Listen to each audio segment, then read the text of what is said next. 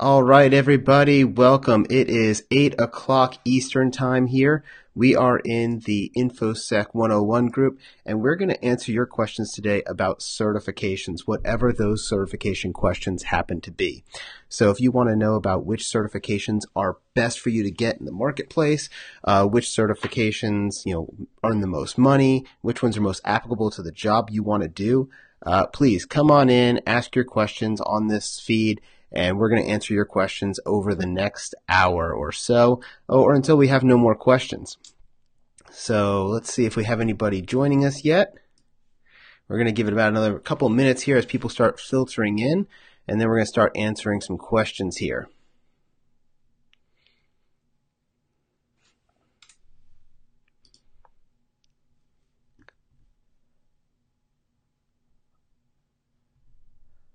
All right, so who do we have on the feed today? Let's see.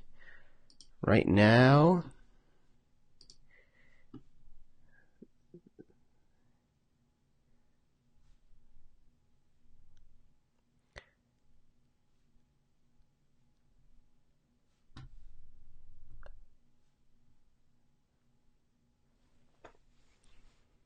all right, I see 2 is here and ready. So 2 and I are here. We're ready to take any of your questions you guys have. We're going to go ahead and get started. And the first question that I saw was there was a long list of certifications that someone had put out that they saw from Western Governors University. And they wanted to know which ones were good and which ones weren't. And I answered this in the text comments the other day, but I wanted to bring this up because a lot of universities now are starting to push certifications as classes. And that is good, but there's also some bad things to it because it's starting to be that students think that every certification is important, and that's just not the case. There are good certifications and there's great certifications, and then there's certifications that no one's really going to care if you have it. And so which certifications are really important as you're starting out in your cybersecurity or your InfoSec career? Well, when I look at it, there are a couple of them out there that we really want to focus on. And let me back up here just a second. I'm a little glossy. Sorry about that. Great thing about being live, huh? All right. So there are some certifications that are great, and there are some certifications that, most employers aren't going to care about. So which ones are the ones that you should really focus on as you're getting into the business here and you're starting into cybersecurity? Well, I think, the foundational one is still going to be CompTIA Security Plus. And so if you're in the United States, at least, that is what employers are looking for. Anytime you have a question on what certification should I go for, one of the big driving factors of certifications right now is what's called the DoD 8570. And you may have seen this in the group from people time to time when you ask certification questions, but this really does drive a lot of the certifications out there. What the DoD 8570 is, it's an instruction that the Department of Defense has put out, and they said that these are the important certifications to us. And anybody who is in any of these particular cybersecurity roles has to have these certifications, or we won't hire them. Or if we do hire them and they don't get it within 6 months, we're going to fire them. So it became really, really important in the cybersecurity world if you're working either for the government, whether that means if you're a military member, if you're a government civilian, or a government contractor. If you're working under the DoD money bucket, which is a lot of the cybersecurity jobs out there, then you had to have these certifications. Now that we talked about that, let's go back to the question of which certification should you get. Well, when you're not sure, I would go and pull up that 8570 list. And you can find it very quickly if you just go to Google Images and search for 8570. Now, the way they bucket it is that there are 3 levels for information assurance technicians or cybersecurity technicians. And then there are 3 buckets for cybersecurity managers, or what they call IAMs, information assurance managers. Now, if you get your Security Plus, that is going to qualify you as a level 1 manager, which is going to be, a good starting point for you in your cybersecurity career. Most of the technician roles are reserved for things like system administrators, network administrators, and other hands-on fields. But in the cybersecurity role, we usually end up getting put into what's called the manager category. The first level is Security Plus, or you can get SSCP from IC squared. Now, SSCP is the baby brother to the CISSP, which is what you ultimately should be working towards if you're going to be working in the cybersecurity field. So the three certifications that I always tell my students to get is Security Plus, and then CEH, and then CISSP. And I tell them to do it in that order. And the reason why is Security Plus is going to be able to give you IAM level 1, which is that introductory manager level job. Now, when you deal with trying to go to level 2 or level 3 of management, you have to have a CISSP or a CISM, Certified Information Systems Manager. But CISSP is the more common one that we see that is really sought after for those positions. Now, why did I say you should get a CEH? And I will caveat this by saying, as of the last year, you don't have to get a CEH. You can get a CYSA Plus from CompTIA. They are both considered equivalent certifications under the DoD. But you should get one of those two certifications. And the reason why is it qualifies you to be a cyber defense analyst, which if you want to be the guy going through the logs and catching the bad guys and working with Snort and IDS and firewalls, that's the position you're going to want. And so normally in our career, we're going to go from information assurance level 1, manager level 1, into some C&D role, computer network defense, and then into higher level management. And so if you have Security Plus, and then either CYSA Plus or a CEH, and then a CISSP, you're going to be qualified for about 95% of the jobs that the DoD has as far as the 8570 is concerned. And so it's really, really important to do that. If you guys have any questions as I'm talking, please feel free to throw them up in the comments, and I'll bring them up on the screen, and I'll answer your questions as we go. So those are the three that I really highly recommend, is those three levels. And I would say starting out with Security Plus is essential because it's going to build that foundational level knowledge for you that really covers everything that you're going to be dealing with in the field. So that's kind of my long and short of certifications. Which ones should you get? Definitely those three. Now, which other ones should you get? No bad guys, huh? Yeah, so Leo tells us no bad guys. We want to keep the bad guys out. Yeah, so I mean, it's one of those things that, we want to make sure that there is this logical progression to the 8570, just like Leo's pointing out. And it's starting at the bottom. We all have to start somewhere, right? The other thing I wanted to talk about, as we talk about certifications, is that a lot of people think they can, get a cert and then immediately get a job. Now, if you've been trying to get a job, that's not true. And a lot of these people who sell certifications will tell you, oh, if you just get your Security Plus, you're going to get hired right away. That's just not true. Because what ends up happening, hey, Jonathan, thanks for joining us, man. Glad to see you here. So, what we see is that there's a lot of people who have certifications but no experience. Now, you got to put on the employer's hat here for a second, right? I've done a lot of hiring. And when I hire somebody, it costs me a lot of time and a lot of money. First, the hiring process itself is long, right? I've got to go through resumes. I've got to go through interviews. I got to find candidates. Then once I find the right person, I have to make them an offer. And then once they make an offer, maybe they're going to take the job. And then I got to go through all the onboarding and getting them their computer accounts. And it can take me 2, 3, 4, 5 months to get somebody from the time I post a job to the time they're actually in my office doing usable work.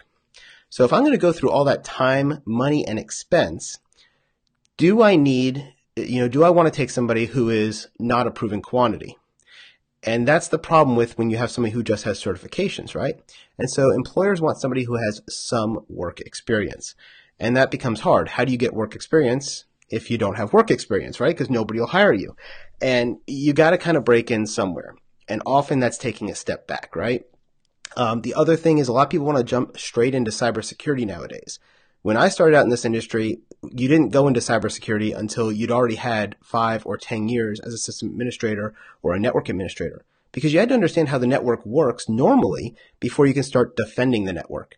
And nowadays there seems to be, because everybody hears cybersecurity is the thing, everyone's running towards cybersecurity, and it's starting to flood the market, especially at the lower levels, with a lot of people, making it very difficult to get into those jobs. I have a lot of friends who are directors. I was talking with one. I did an interview with him last week for one of my courses that is a director for a healthcare system of 46 hospitals, and they run their own security operations center. And we were talking about, how do people get into the field? And he said when he hires people, he's looking for somebody who has a background either in IT help desk, system administration, or as a network administrator. If they haven't at least done 6 months, a year, or 2 years in one of those three positions, he's not even going to interview them because it's not worth him taking the chance on somebody who just has a Security Plus or just has a CISSP. I know I just said just as a CISSP, right? But I mean, CISSP will open a lot of doors for you, and it's a great certification, and you should definitely aim for it. But if you have the certification with no experience, you're not going to be able to hold that job for long because you don't know what you're doing. And so I think it's really important that we do start out and learning those fundamentals.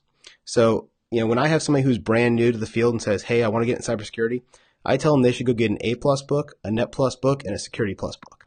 Now, I don't tell them to go take the A+ exam or the Net Plus exam. Now, I teach Net Plus and I sell Network Plus courses, and I'll be glad to sell you a Network Plus course. And I think the information is valuable and you should take it. But I don't necessarily think you need to go pay $300 to sit down and take the Network Plus exam because it's really not going to qualify you for any necessarily jobs. The Security Plus, on the other hand, I do think you need to take.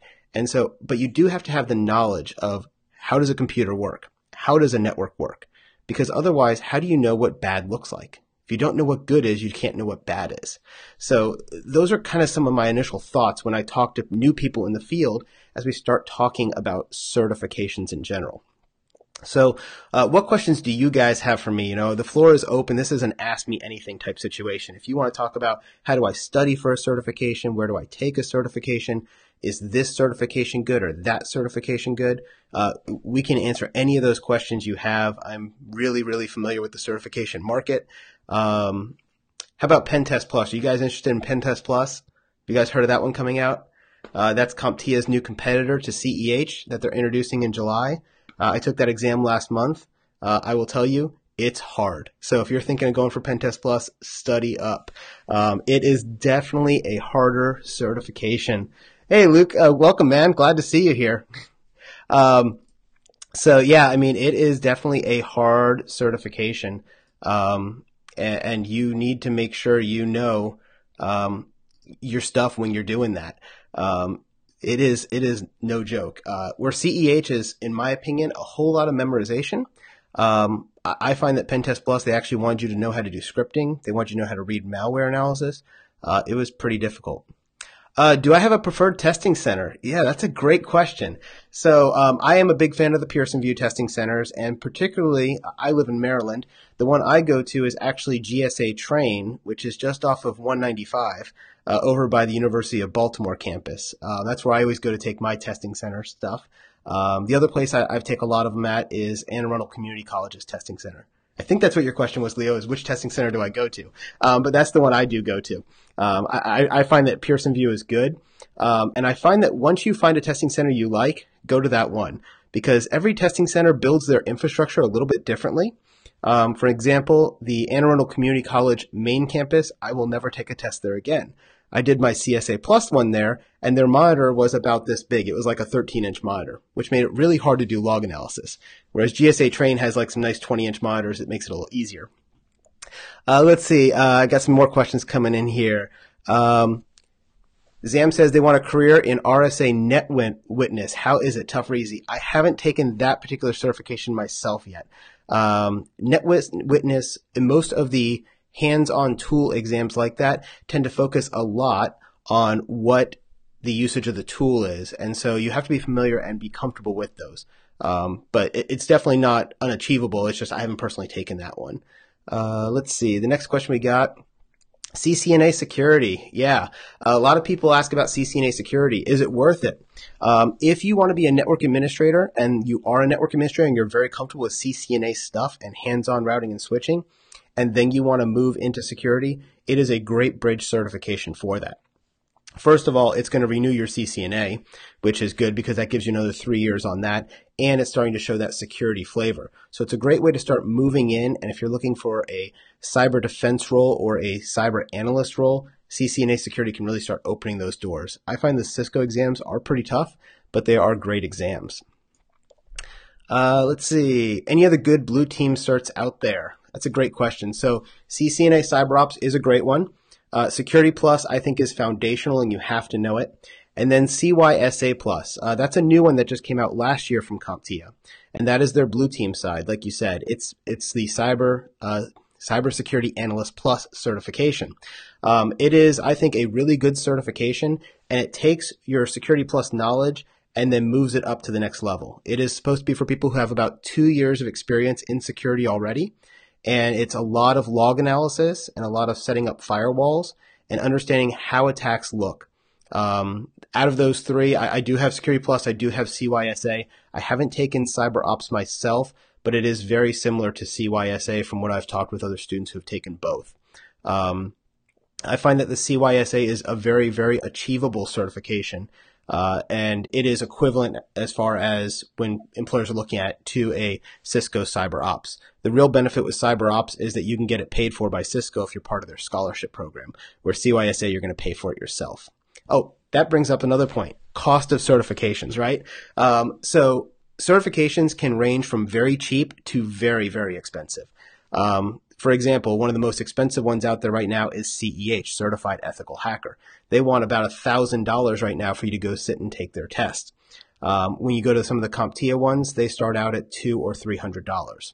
There are a lot of places that offer academic pricing as well. So if you happen to have a college address like an @something.edu and you go through CompTIA, they'll drop their price by about 50% on their vouchers. So where CYSA Plus, for instance, is $320 normally, if you're a student, you can get it for $202, which is a good savings. So look out for those things, and then also look for last-minute vouchers because you can save yourself a lot of money doing that.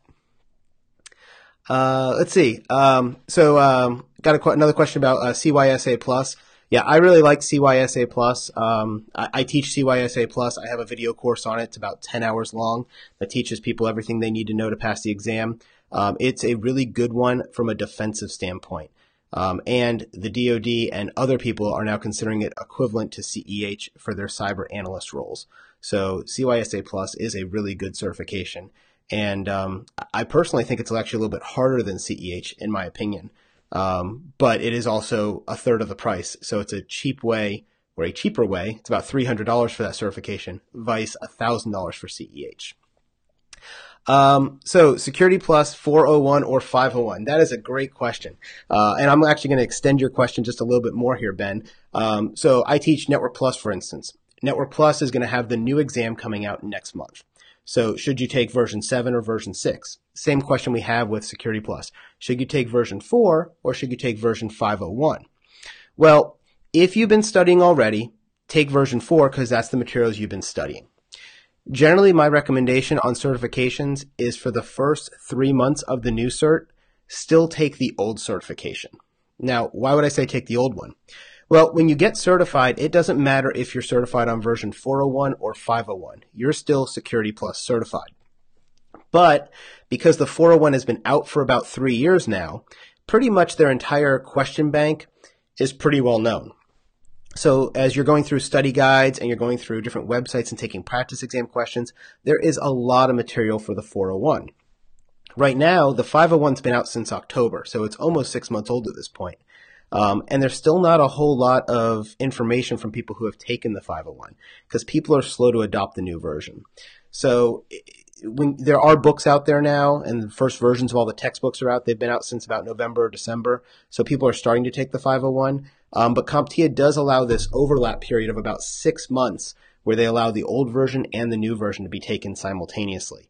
If you've already been studying, definitely stay with the old version. And if you're one of the people who kind of trolls all the Facebook forums and kind of reads all the practice exam questions and things like that, the old one's going to have a lot more stuff out there than the new one. The big benefit of the new one is it covers some new material. But if you pass the exam for 401, you can always buy a textbook or learn that new material on your own anyway. So there's really not a big difference there, except for the fact the availability of what's out there. Let's see.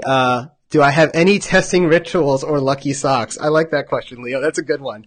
No, I really don't have any testing rituals except usually the day of the test, I will wake up about an hour earlier, so I'm not rushing to the testing center. I don't want to be all stressed out when I'm driving to the testing center. And as far as rituals, my guilty pleasure is McDonald's breakfast. I like a #1 meal, an Egg McMuffin meal. So I will swing by and get a large Coke and an Egg McMuffin meal, and eat my McDonald's and kind of hang out in the parking lot for about, 15 minutes before I have to go in the building just to kind of calm my nerves and get relaxed. Then I'll, go in and check in and go do the exam. But I don't have any lucky socks or anything like that. I know some students are superstitious. As far as what you can bring in the testing center, you can't bring in anything from the outside except your lucky socks. If you're wearing lucky socks, they won't make you take them off. But you can't bring your cell phone in. You can't bring your notes in or any of that kind of stuff. That's a good question, Leo. Let's see. Jonathan, you took CEH last Tuesday and, let's see, I felt it kept, doing the figures of the percentages. You didn't do too bad, but you still failed. Yeah, CEH can be tough depending on your background.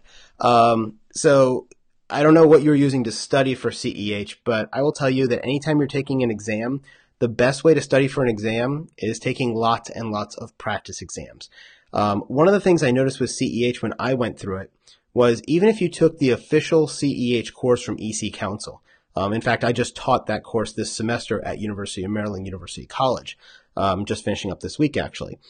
The course itself is really good, and it teaches you a lot of hands-on techniques and a lot of hands-on penetration testing. But it doesn't prepare you for the exam at all, because the exam was all multiple choice, and it was all knowledge-based. And those videos that they had and the practice exams they had, they taught you how to pen test, but it wasn't anything like what the exam was.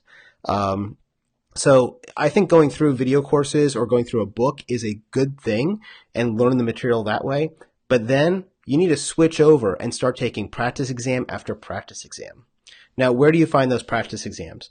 There's Facebook groups online here that you can join, and people are asking questions every day. For example, if you're studying for CYSA, I know I'm part of a CompTIA CYSA group, and every day they're posting a new question every day. And people are talking about why they think it's the right answer and why the other ones are wrong, and understanding that will really help you out. There's probably ones for CEH as well. I'm just not a part of one myself. I'm part of another one that's an A+ Net+ Security Plus group. And some people will post questions and stuff in there as well. You can go to places that have cheap exam banks. So Udemy is a really great source for that. They run sales all the time for $10, $11, $12, and you can get 4, 5, 6 practice exams for, 10 or 15 bucks. So what it cost you for 2 Starbucks this week, you can go get some practice exams. Textbooks, if you go to the library and find textbooks, you can get practice exams in the back of those. They've always got at least a couple. That's another good place. And then there's Transcender does a really good job with their exam test banks as well. So I would really take a lot of practice exams, and that's honestly what I do. When I'm getting ready for a certification, the first thing I do is I print out the exam objectives, that PDF that CompTIA or EC Council gives you, and I look through it and I say, okay, what am I comfortable with and what don't I know? And if it's something I don't know, I go and I look into that. And then I'll go start taking practice exams. And based on how I do, I'll know if I'm ready to take the real exam or if I need to study more. And when I do start studying, it's a lot more effective because I know the kinds of questions and the way they ask questions. So I find that to be a really effective technique for me as I'm working through those certifications as well.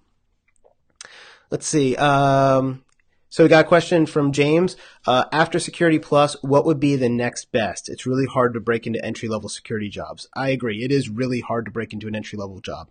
One of the things that you're going to hear a lot is that there's all of these cybersecurity jobs, right? And there are a ton of cybersecurity jobs out there right now. The problem is most of them happen to be at the mid-level, right? And nobody wants to hire mid-level until they have somebody who's on the entry level. So it's not really a pyramid like this where you have low level, mid-level, and high level. With cybersecurity, it almost looks more like a diamond. There's a few on the lower level jobs, a big glut in the middle, and then there's the high people at the top, right? The bottom to get in, I'm sorry, I keep hitting my microphone. The bottom level, right, the entry level, you need to have at least a Security Plus, and then I think you need to have some sort of system administrator or network engineer background or network admin background. A good way to break out and start showing that you know something about networks is getting your CCNA and your Security Plus, and putting those together will get you into that lower level job, that entry level job. I shouldn't say lower level. We all have to start somewhere, right? The other thing is if you're willing to take a job that other people aren't. Now, what do I mean by that? A lot of the entry-level and mid-level jobs are on shift work, and not everybody likes working in the middle of the night. So a lot of these jobs, it might be 8 in the morning till 4 in the afternoon, Then somebody else comes in from 4 in the afternoon until midnight.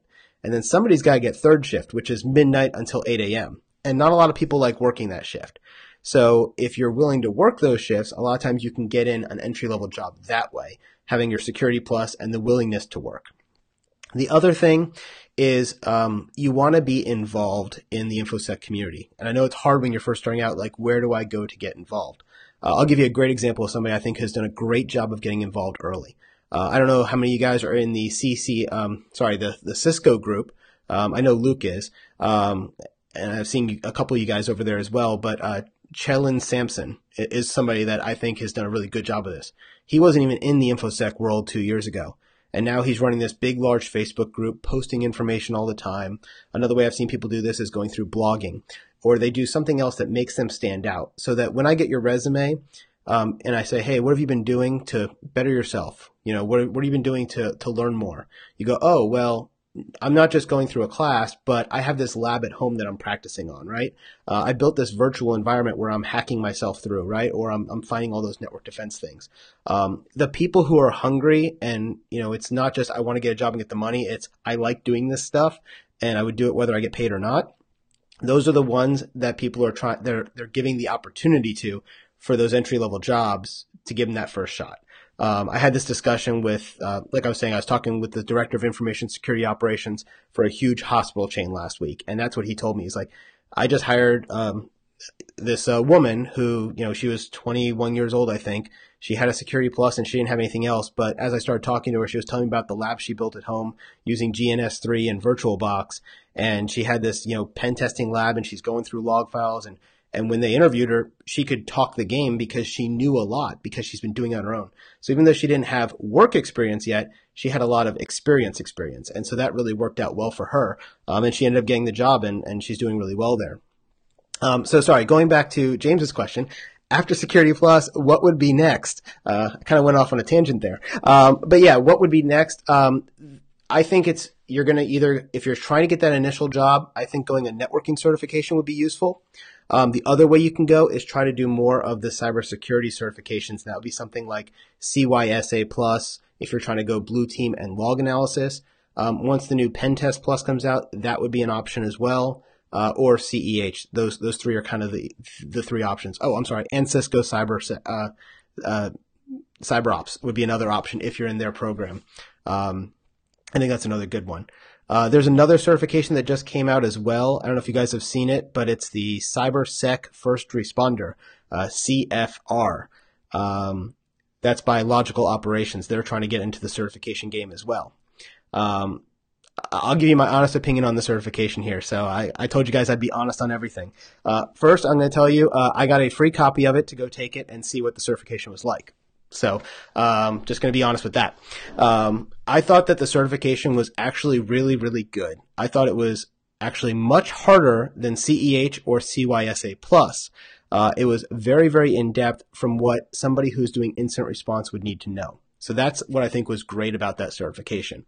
The thing I was not happy about with the certification was the study guide that was available for it only covered probably 80%. So if you memorize the study guide, you still only would score an 80% on the exam. The reason I passed the exam is because I've been doing incident response for the last decade. So I knew how to answer the questions. But I think that was, I think that's unfair. I don't think they did it on purpose. I think that they're going back and adding a lot more content. I've actually talked with the people who made the certification, and they're updating their cert guides. They're updating their videos to try to add more information. I thought the exam was excellent and really, really good. But the study material out there for it yet doesn't cover the topic adequately. So if you're going to take the CFR, the CyberSec First Responder, just be aware of that. Make sure you know your commands, make sure you know your regex, because it goes in depth in that. So yeah, after Security Plus, I think one of those analyst type certs would be a good way to do it. And then the big thing is try to find some way to get some experience somewhere. Now, what do I mean by that? That's building your own pen test lab at home, downloading Wireshark packet captures and digging through those, being able to, when you go to the technical interview, if you get that far, to know what you're talking about and not just be the guy who can pass a cert. Because the thing with certs is they don't really, sorry, I hit my desk. The thing with certs is that they don't tell me that you can do the job. They don't. They tell me you have a minimum level of knowledge, right? But I'll tell you what, when I look at somebody from a college degree standpoint, it's the same thing. If I see somebody who has a bachelor's degree in computer science, it doesn't tell me that they're a great Java programmer. It tells me that they can learn a lot of material and take a lot of tests and do some projects, right? What tells me they're a good Java programmer is the fact that they've been working in the industry for a year or 2 years, and they've worked for a couple of different companies who can give me a reference. And that's the hard thing, is how do you get that experience and get that reference? There's a lot of places that will let you volunteer. There's a lot of internships. And then sometimes it's taking a step back to take a step forward. I know everybody in this group wants to be in cybersec. I know you all want to be in information security. But how many of you have already worked on a help desk? How many of you guys have worked as a network technician? Having that foundational experience and being able to say, look, I worked as an IT for a year, that shows I have work ethic, and now I've taken this certification to show I'm interested in cybersecurity. That's also really important. The other tip I would give you if you do get to an interview is make sure you're current on what's going on in the news. They will ask you things like, back in April, WannaCry was happening. They're going to ask you about that, right? There was a major breach recently. They're going to ask you about that. So make sure you're looking at the news and being ready to answer those type of questions too. Here's a great question. I love this question. How do you remember and retain all the information to use at work? I have this awesome thing. It's called Google. Yeah, I mean, let's be honest, right? Do you have to memorize everything? No. You only have to memorize it on test day. And I tell my students this all the time. What we're learning is concepts, right? It's the concepts that are really important. I deal with cyber defense all day long on a huge level. The place I just came from, we have at least 1 million computers tied to our network. It is just insanely large. And I've had to do a lot of incident responses there that we've had to maneuver our network and solve problems.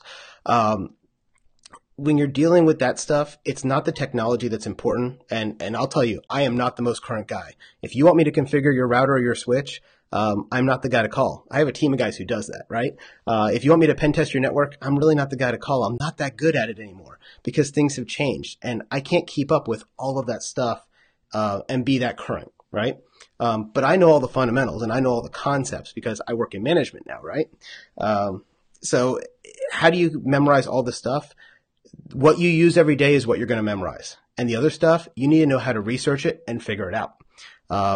I may not be able to program the switch the best, or excuse me, I may not be able to configure the routers as good as my router tech. You know why? Because he does it 100 times a day, and I do it maybe once a month. Can I still work my way through it? Sure. I can look up the log files, and I can look at and read them and understand them. But if I had to go and write the whole configuration file from scratch, probably not going to be the best at it, right? It would take me a lot longer. I'll give you another great example. I had a need for a Python script recently. I'm a Python programmer. I program in 16 languages. But I haven't programmed in about a year. And so I need to have a Python script made. And instead of me kind of working through it, and it would have taken me 10 or 15 hours to do, I called my buddy who does it every day, and he knocked it out in 20 minutes and saved me hours and hours of work. A lot of what you're going to figure out in cybersecurity is it's the relationships and the people you get to know. And it's knowing what you need to know and knowing when you need to have somebody else do it for you, right? Or who you got to bring in. So I think that's really important too, is the relationships and the people you meet in the industry. But how do you memorize all the information or retain it all? For certification, it's really easy. You cram it in, you study it up, and you take the certification. When it comes to work, I still know my port numbers and my protocols and all that kind of stuff. But if I need to program a Python script from scratch, I haven't really programmed Python in 3 or 4 years now. I could work my way through it. I can grab my book and my manual and start working through it, but I'm not going to be as fast as other guys are. And you just can't, because there's just too much for you to know everything.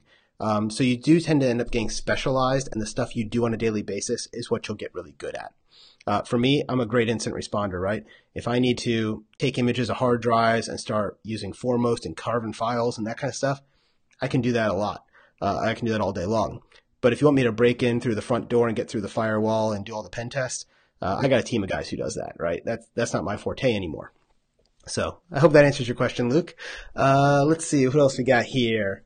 So Jonathan says he found out that the retake for CEH is only $4.99. That's good that they actually let you retake it at a discount rate. And Here's a good one. I know a lot of people in the group are really interested in this certification. The Offensive Security Certified Professional, OSCP. What's my thoughts on it? I think it's awesome. It is unlike any other cert that I've seen out there, and I know a lot of people who have taken that cert. And I'll tell you, if I went to go take that cert right now, I would fail it because I am not that good at pen testing anymore. Because it is all hands-on. That certification is a 24-hour test. They give you access to a virtual range, and your job is to go through and hack the network and then write your penetration testing report and submit it. And based on what you found, and if you found enough, you'll pass. And if you didn't, you'll fail, right? I think it is the best indication of whether or not you can do pen testing. It is hands down, it beats CEH just to a pulp in my opinion. I think it's awesome. The one thing I don't like about OSCP is the only study material out there is their official labs, I always have a problem when the study guide and the tester are the same people.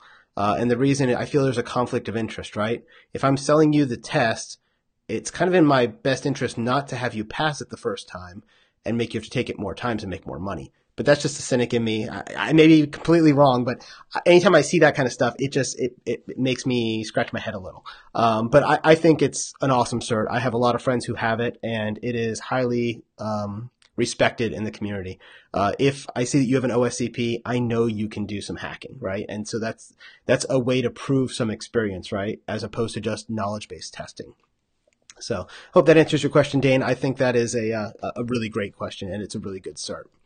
Let me see what else I got here. Hold on a second. So here's a good question, right? He asks, he's been in an entry-level networking and help desk job for 2 years, so you've shown you have work ethic and you've shown you have some ability there, right? You're Security Plus and you're working on CCNA and CYSA Plus. So are you on the right path? I think you're totally on the right path to being an IT security analyst because you have the networking background, you have the help desk experience, which shows that you can deal with customers, which is a big part of things. And you got Security Plus, which is your foundation. And now you're going into CCNA or CYSA to show you can do that blue team log analysis type stuff. A good entry mid-level position that you'd be looking for is something called a cyber analyst or a network analyst, which is going to be the guys who are going through all of the IDS alerts, all the IPS alerts, all the log files, and figuring out how did the intrusion happen or the block happen and what can be done about it. So I think you're definitely on the right track. And again, if you're having trouble finding one of those jobs, some of the things you got to look at is what location are you in? Not every area of the country or the world has these SOCs. And so you're going to have to go to some of those big cyber centers. Here in the United States, one of the biggest cyber centers is the Baltimore, DC, Northern Virginia area. There is a lot of stuff here, but most of it is government or government-related work, right? So they're looking for mostly U.S. citizens or people with clearances. So that becomes a big factor as well. Other places would be New York City because of the financial industry. Dallas-Fort Worth has another big area that's starting up. Boston, Massachusetts has another area. And then, of course, Silicon Valley. Those are kind of the big 5 hubs right now for cybersecurity jobs. And then there's a little bit in Colorado, but not nearly as much. Around the world, every job market is different. So going back to our original question, which certification should I get? Well, it depends on where you live and what your job market is. So the best thing to do is start looking at the ads that people are putting out there for employees, right? If I look at a job and I'm like, I want to be a cyber analyst, and I pull that up in, I don't know, Jakarta, for instance, right? And I see that they don't care about Security Plus. Maybe they care about CCNA, or they care about CISSP, or whatever it is in the resume or the job ad they're looking for. Those would be the certifications I go for because that's what employers are looking for. And as you start looking at these job ads, you're going to start seeing trends. So here in the United States, if you want to work for the government or the DoD, it's pretty easy. Look at DoD 8570. Outside the U.S., you're going to have to look at the job ads and start looking at things that way. Again, what is the recommendation after Security Plus if you want to be an analyst? I personally think CYSA is a good one because it is that defensive analyst mindset.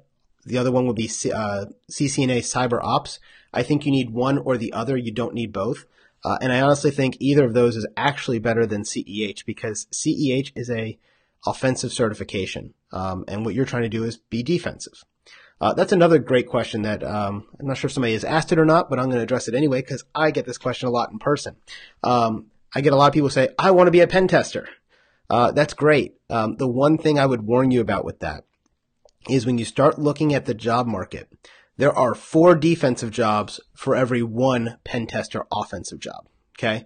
So a lot of people are like, I want to do the sexy pen testing stuff in OSCP, which is great, but the job market is much, much less. It's about a 3-to-1 or a 4-to-1 ratio right now. Pen testing is great and it's fun and it's a great career field. But it's hard to get into. And it's one of those things that they're looking for people who have 5 years, 10 years of experience running networks and securing networks and being a blue team person before jumping to the red team into the pen testing world. Corey, am I nervous before the test? It depends on the test. So if I was going to go, for instance, I'm going to go take the Network Plus exam pretty soon. I am Network Plus certified, but it's from several years ago. So I'm going to go and take it again because I'm putting out my new Network Plus 007 course. And I always like to try to take the latest version of the exam so I can make sure that what I'm teaching is covering adequately the exams. Not to teach the exam, but to make sure I'm covering it adequately. Am I nervous for that test? Heck no, right? I know Network Plus. That's easy. When I took Pen Test Plus, I was actually a little bit nervous on it. And that one I was nervous about because I haven't done pen testing in a while. I'm much more of a defensive incident responder guy. And that one, there was no materials to study for because it was the beta. So all I had to go from was the 17-page list of objectives. There was no books, there was no videos, nothing like that. So that made me a little bit nervous. When I sat for CISSP, I was nervous. I had a great teacher, by the way. I had Leo Drager teach me in person. We flew him out to my organization and he taught an entire class of us, which is how I met Leo back in 2008, 2009 now. It's been a while. 2009. And I was nervous as heck for that test because it has such a bad reputation of being just so difficult, and it lived up to its reputation. I walked out of that exam and I thought I failed for sure. It was hard. How do you shake the nerves? I think some things that you do is go to the testing center early and be comfortable. And the more you take exams, the better you're going to get at it. A lot of us have test taking anxiety. I have one student who she has a documented medical condition where just taking tests just like drives her to being a nervous wreck, right? And how do you shake that? It's just, I think over preparing is good. And for me, it's taking a lot of practice exams. So when I take practice exam after practice exam and I'm scoring 85 and 90 and 95%, I know I'm ready for the exam because I don't want to waste my money on, CEH for $1,000 if I don't know I'm gonna pass it. And so I take a lot of practice exams to make sure that I'm ready. And that helps calm my nerves a little bit. Let's see. Looking through the questions here. All right. So would I consider the UMUC cybersecurity program legit?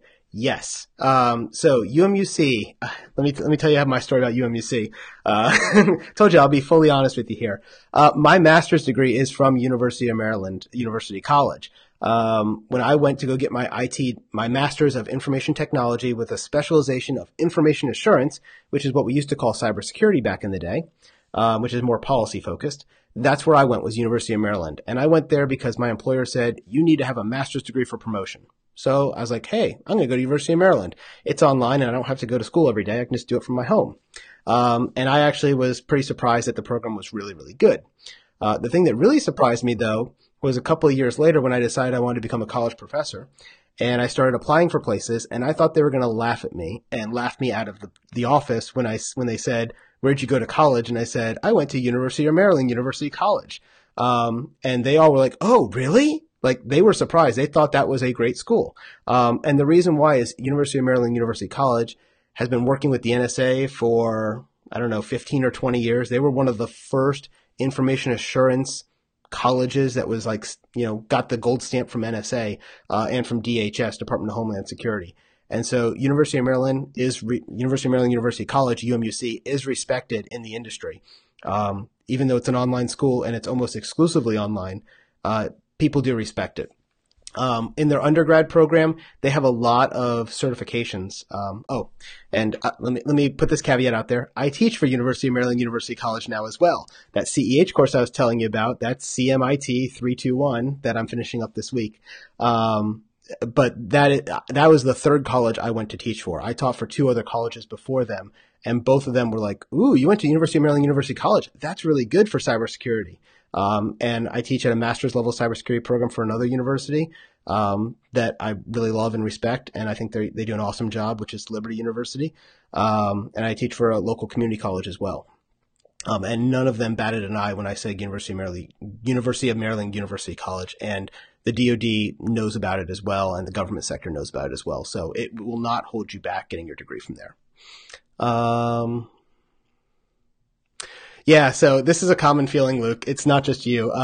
Why do I feel like I forget something after I learn something new? I don't know if you've ever watched The Simpsons, but I used to be a huge fan of The Simpsons.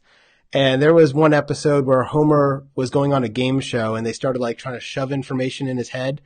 And like the last question that he got was basically like, the answer was him. It was like, who was the high school quarterback who did blah, blah, blah, blah, blah. And the answer was him. But because they shoved in new information, it pushed out all the old information. And it is like that. You know, it's almost like a hard drive. You only have so much space. And so you start deleting old stuff to put new stuff in. How do I do it? Well, as a video instructor, it's very easy because I can review all my topics before I record. When I do live things like this, it's a little bit harder, right? Because if you ask me a question, I don't know the answer, I just look like an idiot. But on a video, I can go, let me pause, let me go research that again, and then go to teach it.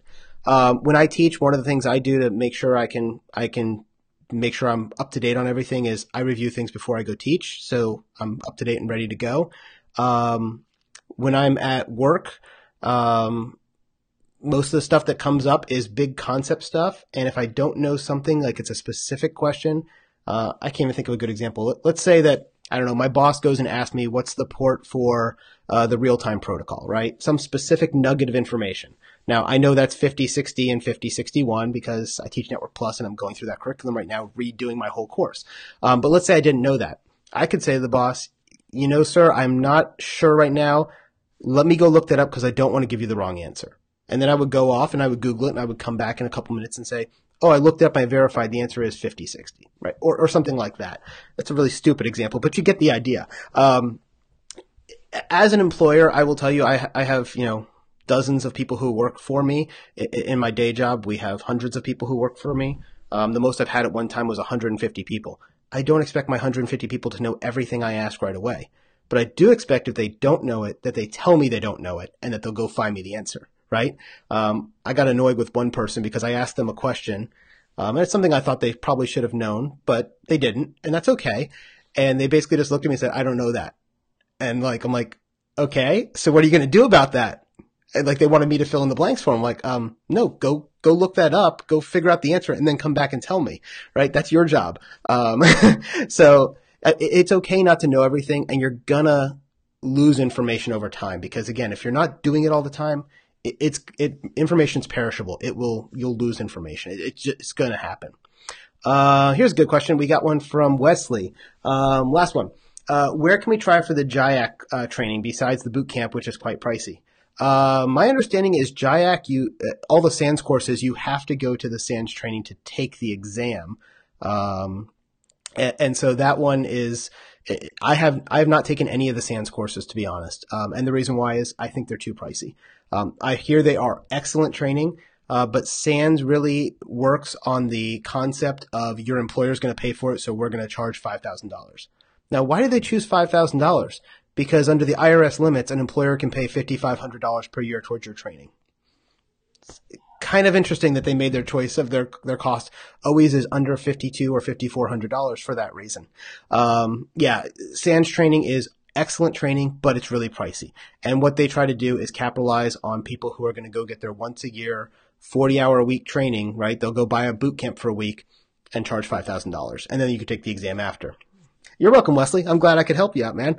Let's see. What are my thoughts on mind maps to prepare for an exam? I know a lot of people like mind mapping. I'm not a big mind map fan personally. I know a lot of people like it. I know too, you like to use mind mapping, and I know that, Leo likes to use mind mapping because he used it all the time in our classes as well. For me, I'm kind of lucky that I have a really good memory. I don't take a lot of notes. When I take notes, I try to keep it down to one piece of paper, front and back. So for instance, I'm sorry to go back to Network Plus again, but right now I'm in the middle of filming a all new Network Plus course, so it's kind of on my head.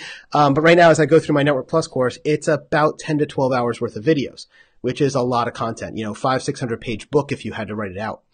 And one of the things I do is I make little charts, right? So, hey, here's your charts for ports. Here's your charts for the types of VPN, and things like that. And when I get those charts all together, I say, hey, as you're in class, write down this chart. You should be able to fit it on the front and back of a regular sheet of paper. If you have more notes than that, it's too many notes before test day. Now, you can start out with a lot more notes than that, but you should be condensing them down and rewriting them and getting them down to this small nugget of information that you can brain dump on test day. Mind maps are okay, but in my opinion, they just take up too much space. I can only get maybe, 10 or 15 facts on a page with mind maps because of the bubbles and the lines versus being able to just write it out in note form. But it's whatever works for you, right? If mind maps work, go for it. For me, they're not really my thing. Let's see. What exam totally kicked my assets? Yeah, the one that I did not think I was going to pass was CISSP. That is the exam that really, really kicked my butt. I passed it first time, had a great instructor, and I took a lot of notes and took a ton of practice exams. Read an entire textbook, went through a 40-hour boot camp with Leo Drager, took at least probably 20 practice exams, walked out of the test and thought I failed. And most of that's because the way CISSP asked questions, I didn't think I knew the answers when they asked the questions, because it wasn't like, what port is RTP? Oh, that's 5060. It was more like, the color outside is blue and the answer now is port 5060. And I'm like, what? But that's how I felt. Self-study or boot camps, which do I prefer? I think they both have their place, to be honest. I do a lot of self-study, and most of the things I do nowadays are self-study. The only boot camp I've ever taken was CISSP, and that's because my employer paid for it, to be quite honest. I think there is a real benefit in boot camps, though, because your job that week is, you're going to take off work for a week, and you're just going to study and study and study. And the other benefit is you're getting a lot of information in a little bit of time. Now, you can't memorize all that information in 4 days, or 5 days, but by being exposed to it all in a very short period of time, it stays in the front of your head.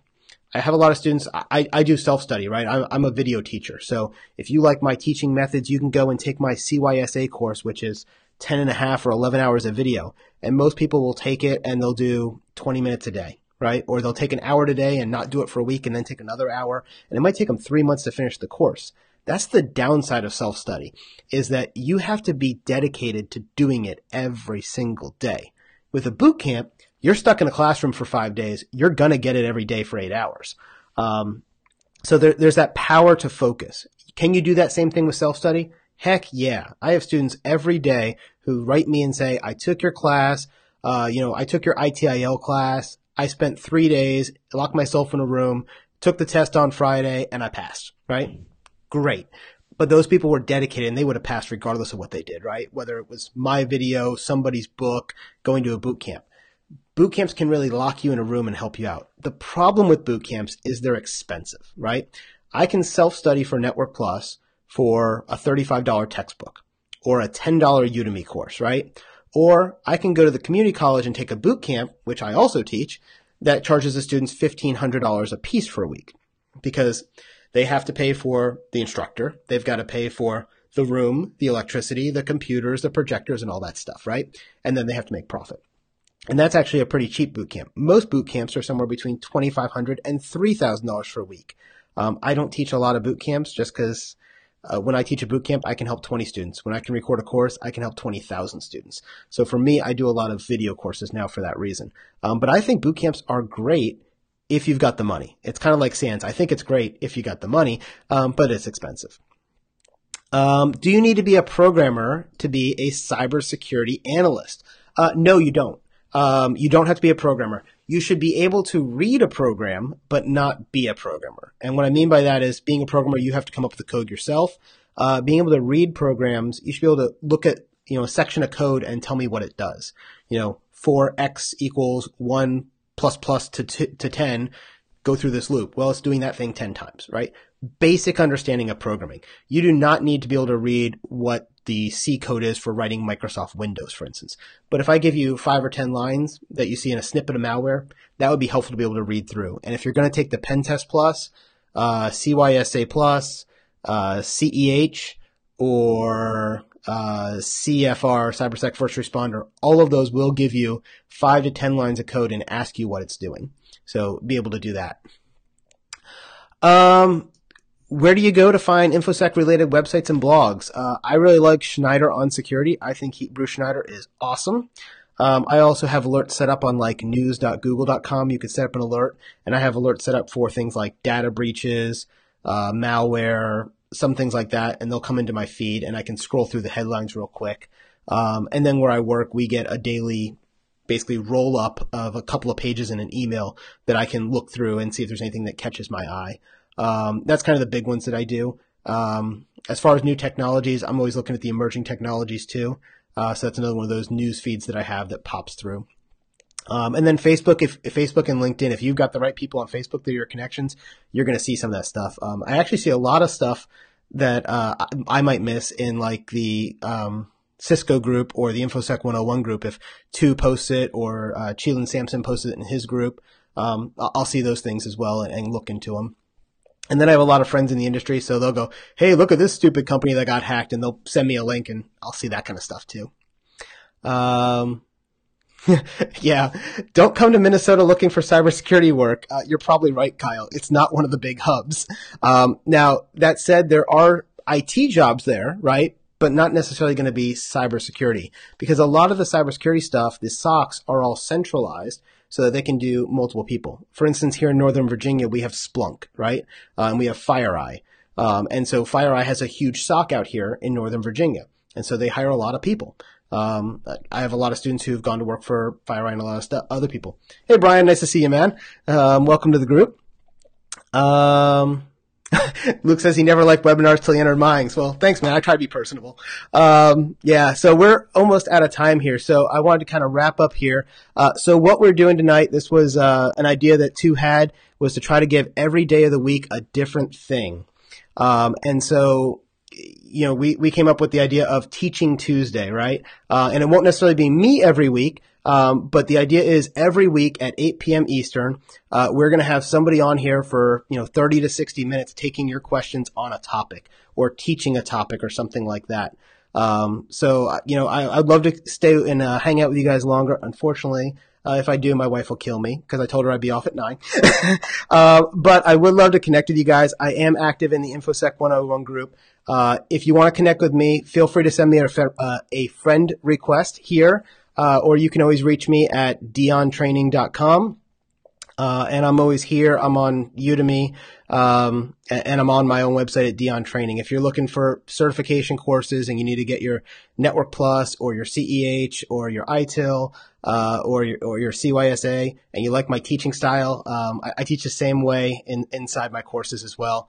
And my big thing is I try to make it really inexpensive for you guys. My new site, Dion Training, nobody knows yet, but it's going to be launching officially in March. We've already started uploading a lot of our courses. And the idea there is it's going to be a website that you can come and consume all you want for $9 a month. So if you're going to take a certification, the reason why I did it as a monthly subscription is I want you to give yourself a timeline. Because if you say, I'm going to get my Security Plus and you take 6 months, you're going to take forever to learn it, right? Whereas if you go and say, I'm going to go do it, I'm going to pay my $9, I'm going to get done this month, right? And you can take, if you can watch all my courses in a month, hey, you get it all for $9, right? And you can cancel any time, start and stop your membership and all that kind of good stuff. So if you want to check that out, go check out diontraining.com. It's just my last name, which is right there. Yeah. Green screens are great, aren't they? But yeah, and I'm also on Udemy. All my courses are on Udemy, and you can usually pick those up for about $10. So they're pretty cheap. We have practice exams and we got video courses. I do plan on coming back and doing this again whenever Tu wants me to. I think he's going to be rotating through different people. So if you guys have an idea for a future topic, go ahead and post it in the comments below, and that way Tu can know who we want, who to bring in the right people. If you're asking pen testing, he's not bringing this guy, right? But if he's asking, network questions, security questions, incident response questions, you might see me again, right? Somebody asked, what camera am I using? Great question. It's actually a really inexpensive camera. I have a Logitech C930. The Logitech C930 is an awesome HD webcam that you can get for about $60 on Amazon. They're awesome. And I record all my courses with it. I bought a really expensive DLSR, this really nice $1,300 Nikon camera, and I've used it once because I like my Logitech so much better. It's great. And then I've got my awesome NT USB, awesome brand new podcast mic, because I'm thinking about starting a podcast, answering people's questions every day. So if you guys think that's something you're interested in, go ahead and let me know in the comments as well. I'm trying to figure out if it's worth the time and if people would enjoy it. And basically I'd take one person's question every day and go for 5 or 10 minutes. And, every day I have a different question about networking, security, data breaches, certifications, whatever it is you guys want to talk about. No, it's not an iPhone because my iPhone is right here. This is actually my camera, Leo. I saw you there. But yeah, so if you guys want to connect, feel free to hit me up on Facebook. That's where I spend most of my time. I think I'm the one live right now, so you guys should be able to just friend request me there. But yeah, I hope you guys have enjoyed this hour together. And next Tuesday, come back at 8 p.m. Eastern time for the next great speaker. I don't know if Tu has that lined up yet of who it is, but I don't know. Kyle's in my CYSA course. Yes, Kyle. Enjoy, man. It's great. We've had great success with that. We've had 95% plus pass rates in that course so far. So, keep at it, man. You'll get it. Dave Ramsey, that podcast. Oh, you're talking about my big mic. Yeah. All right. Well, you guys have a great night, and I'll see you guys next time. I hope you guys enjoyed. Bye.